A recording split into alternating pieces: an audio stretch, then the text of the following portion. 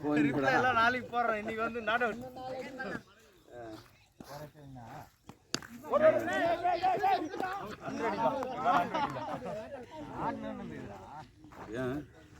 மக்களே junior commentary next matches எல்லாம் இவன் தான் காமெண்ட்ரி பண்ண போறான்.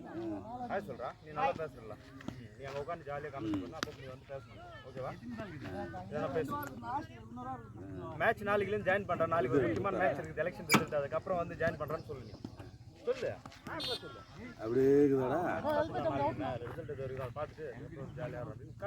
கேஷுவலாக சொல்லு. நீ சொல்கிற நல்லா தானே சொல்கிறேன். நீ சொன்னேன்னா நாளைக்கு வீடியோ போடுறோம். சரி ஓகேவா?